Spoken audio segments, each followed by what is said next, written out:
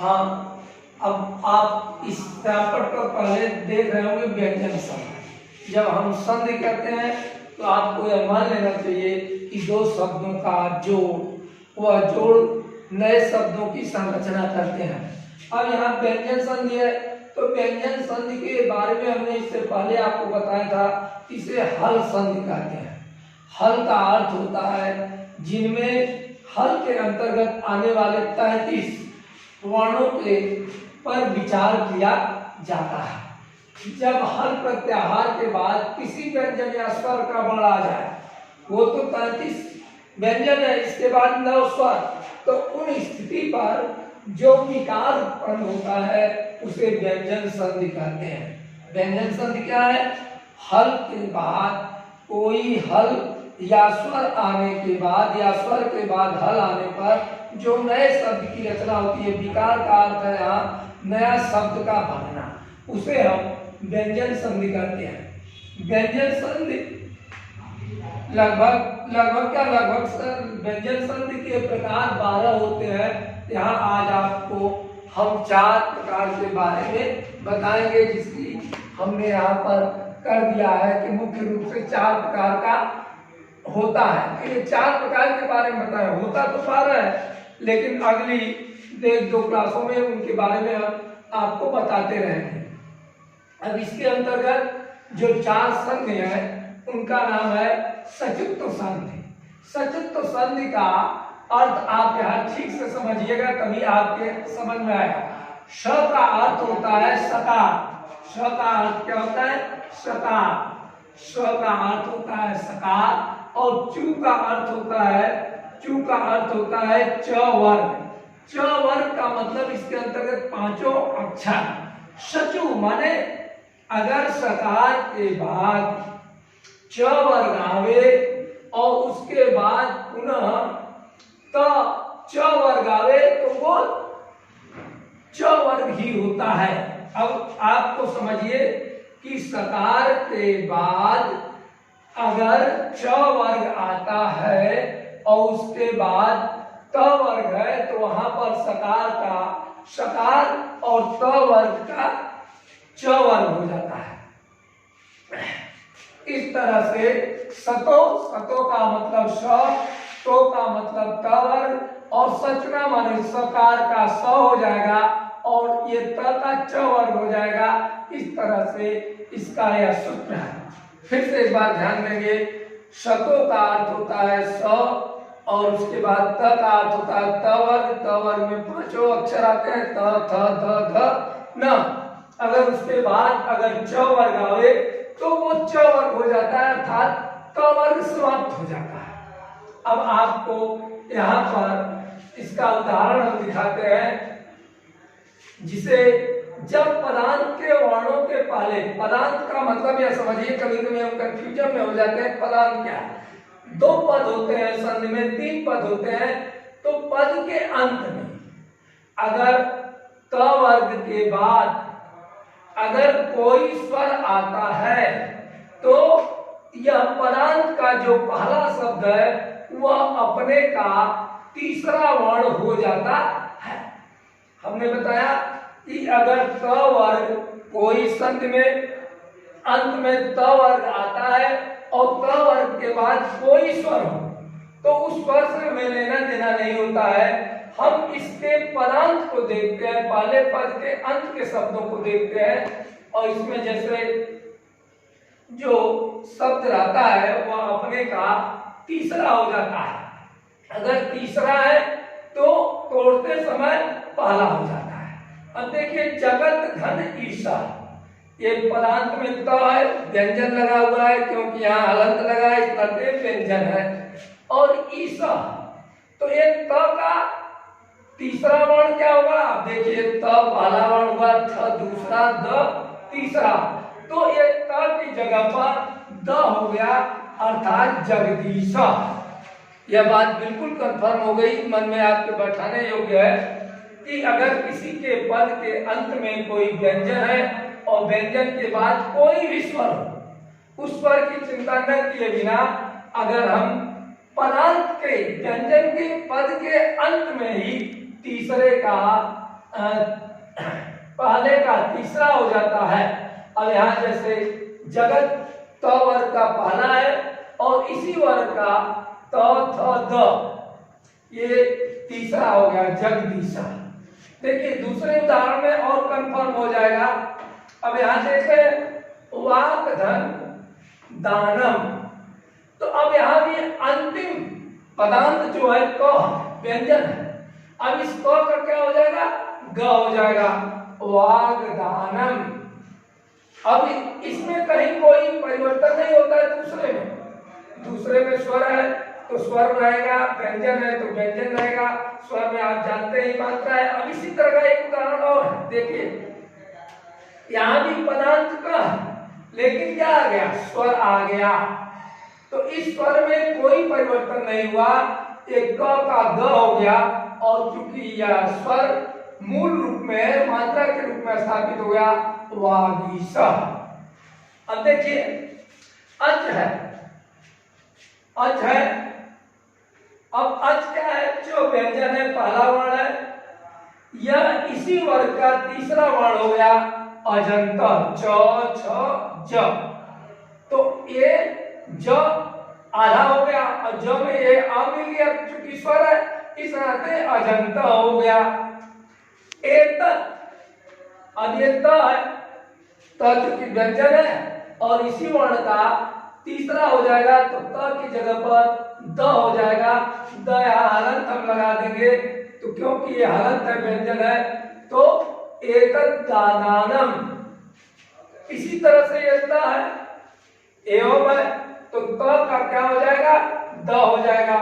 तो त का द हो गया और ये ए इसमें स्वर के रूप में सम्मिलित हो गया तदेवम शुभ। ये ब है तो ब भ ब, इसका ब हो जाएगा। तो ये अंत है, ये ब हो गया सुवंत। कृत त का द हो गया कृतंत। सत धन धर्म, त का द हो गया सत धर्म। सत धन आचार, त का द हो गया और ये स्वर है इस नाते आ का मात्रा हो गया सदाचार। तो अब इसमें एक सीधा सा नियम है, यहाँ लिखा गया है कि जब पदांत के वर्गों के पहले दूसरा चौथा वर्ण के बाद कोई भी स्वर या वर्ग या य र ल में से कोई वर्ण आवे तो पहले वर्ण उसी वर्ग का तीसरा वर्ण हो जाता है। इसके आगे य र ल भी है या कोई भी स्वर है या कोई व्यंजन है तो उस व्यंजन पहले वाला जो शब्द के अंत है उसी का तीसरा हो जाता है। यह इन विभिन्न उदाहरणों से आपको यह बात पूरी तरह से स्पष्ट हो गई होगी। अब इसी में जसत्व संध में ही इस संध को हम कहते हैं जिसका सूत्र है झलाम जसो अंते। झलाम माने झल, झल के अंतर्गत जितने झल क्या है, प्रत्याहार है।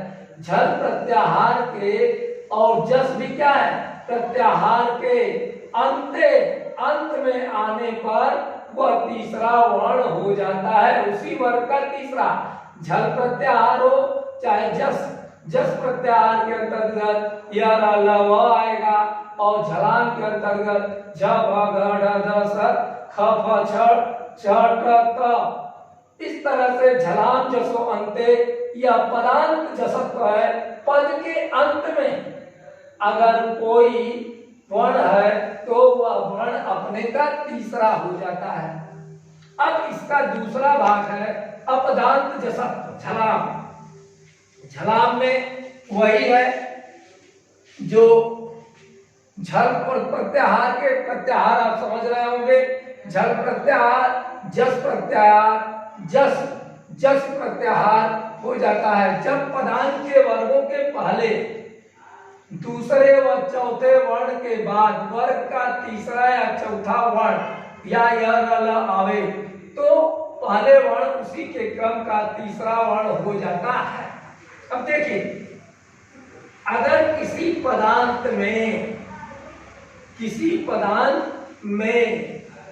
तीसरा वर्ण है त थ द थ। तो अब ये चौथा है त थ द ध, यहाँ चौथा वर्ण आया, गिन लीजिए आप, त वर्ग का ये चौथा वर्ण है। और धन धी, यहाँ भी चौथा वर्ण आ गया है। तो जो यह है इसके जगह पर तीसरा वर्ण हो जाएगा। अगर चौथा है तो तीसरा हो जाएगा। इसी तरह से ल न, ये देख रहे होंगे न चौथा वर्ण है, न त थ द ध न पांचवा वर्ण है। और यह न की जगह पर क्या हो गया, वह हो गया, लब्ध इत धन योग। तो त की जगह पर त थ द, ये द हो गया, और द और ये योग है तो यह, और द और यह मिलकर के योगा महत्तम जीवनम।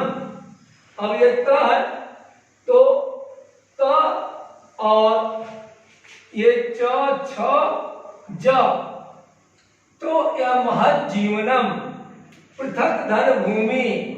तो थ पृथक क है और भूमि है, तो ये क का ग हो गया, पृथक भूमि। क्रुद्ध धन ध, तो ये ध का द हो गया, क्रुद्ध। लब धन धुमा लब्धुम।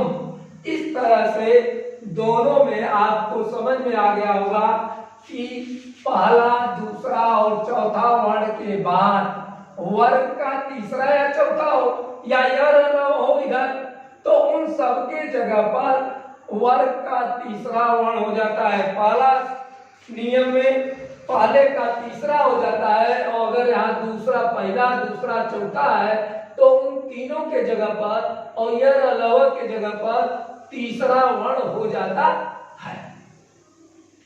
ये दो आपके समझ में आ गया होगा।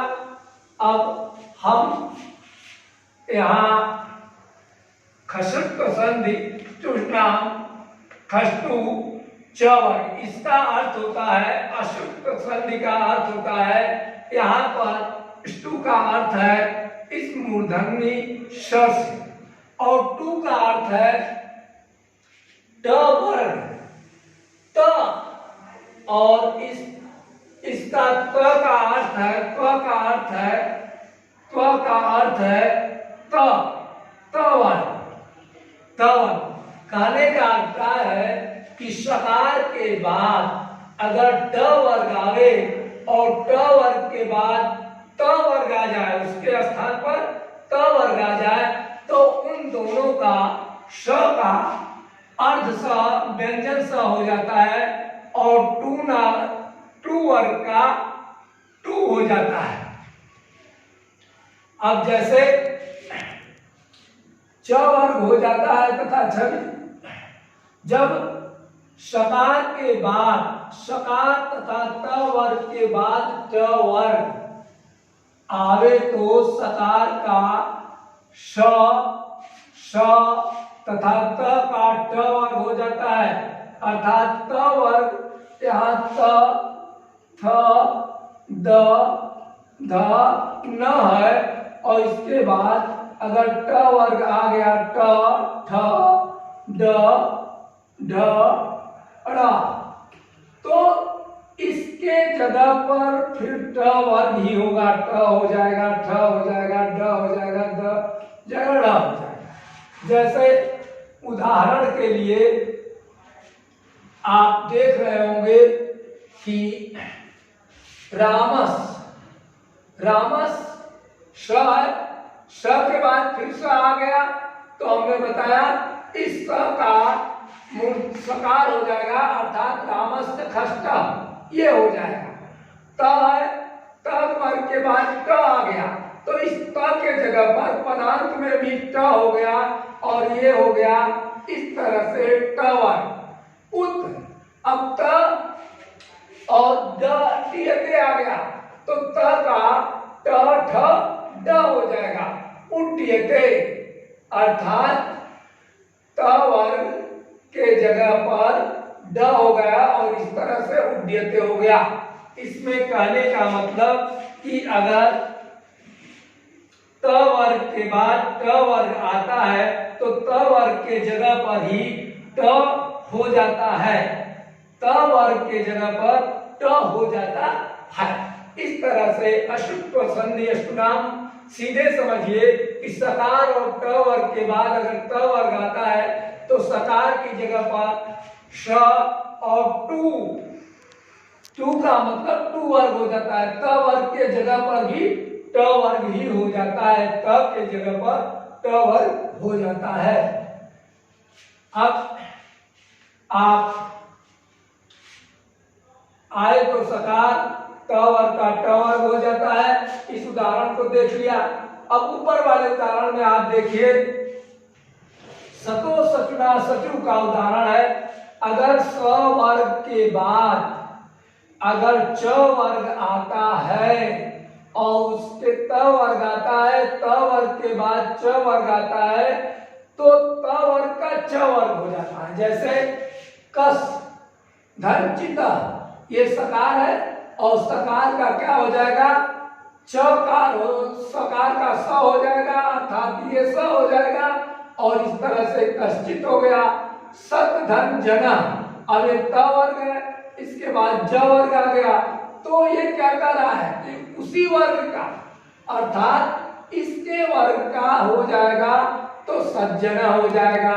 सत धन चरित्रम, अब ये त च वर्ग का हो जाएगा क्योंकि त के बाद च वर्ग आया है तो त वर्ग के बाद च वर्ग आया, इस तरह से सचित्रम हो गया। अब ये आपको तीन संधि में अभी बताया, अष्टुत्व सचुत्व। सचुत्व का अर्थ होता है स वर्ग और च वर्ग के बाद त वर्ग आवे तो उसके स्थान पर त वर्ग हो जाता है, त वर्ग। और अष्टुत्व में आप स और टू वर्ग के बाद त वर्ग आवे तो उसके स्थान पर ट वर्ग हो जाता है। और जसत्व संधि का हमने आपको पहले ही बता दिया इन उदाहरणों को। अब आप अंत में इसको आप देखिए, चत्वार संधि खरिच, ये खर मतलब ये प्रत्याहार है। जब वर्ग के पहले वर्ग, हमेशा समझिए जब हम वर्ग बोलते हैं तो क वर्ग का मतलब 5 वर्ण, ख वर्ग, ग वर्ग, वर्ग के पहले मतलब किसी वर्ग के ये 5 वर्ग होते हैं, क वर्ग, च वर्ग, त वर्ग, प वर्ग। ये 5 वर्गों के पहले दूसरे, तीसरे व चौथे वर्ण के बाद वर्ग का पहला या दूसरा वर्ण या श हो तो पहले वर्ण के स्थान पर वर्ग का पहला वर्ण हो जाता है।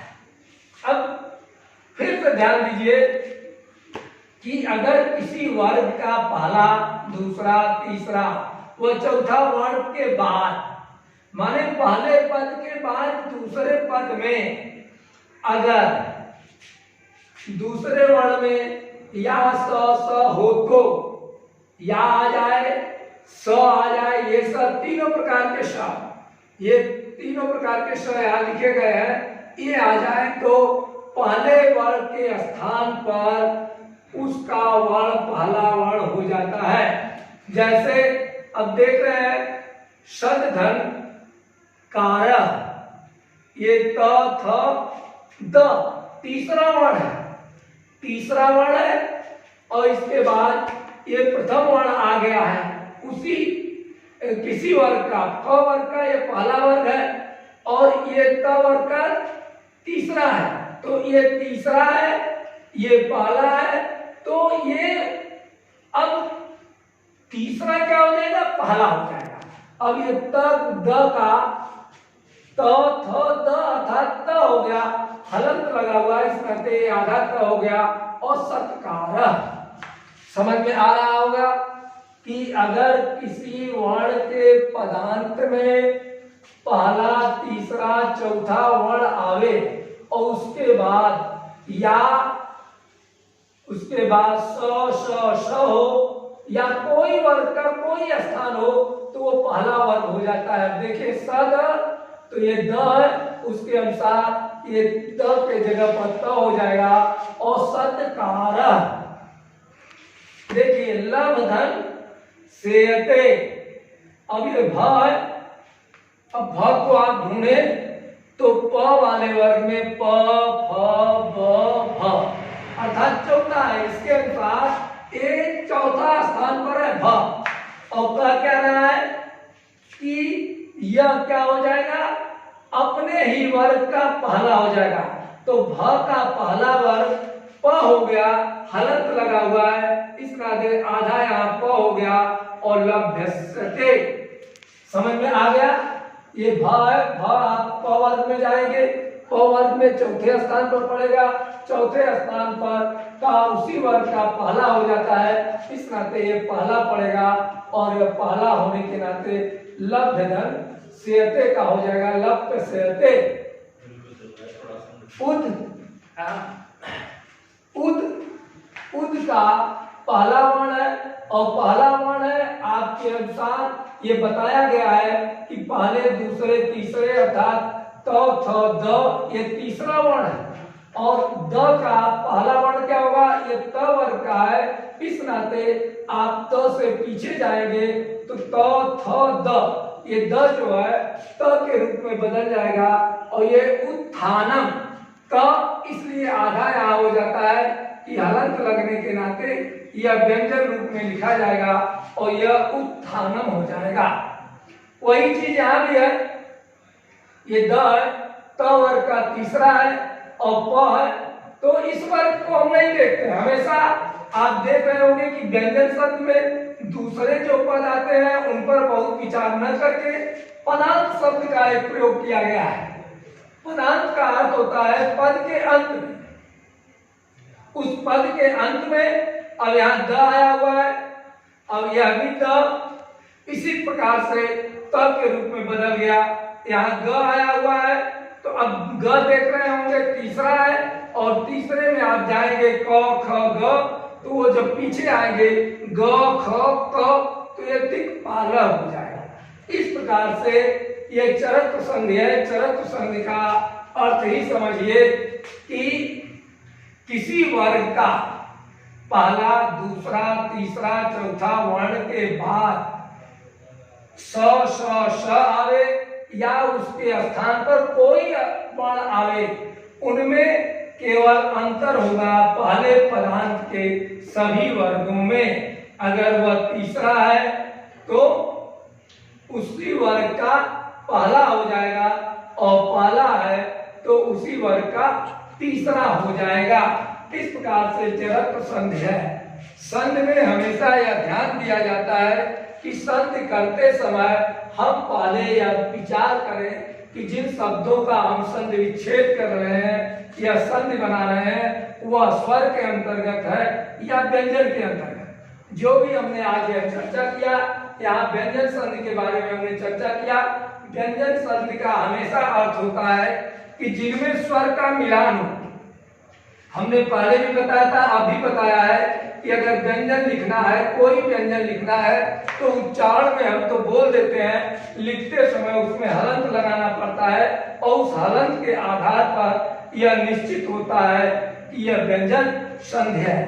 संधि को पढ़ते समय इन उदाहरणों के अलावा आपके किताब में विभिन्न उदाहरण दिए गए हैं। उन उदाहरणों को आप जब सावधानी पूर्वक करेंगे तो संधि आपके समझ में आएगी।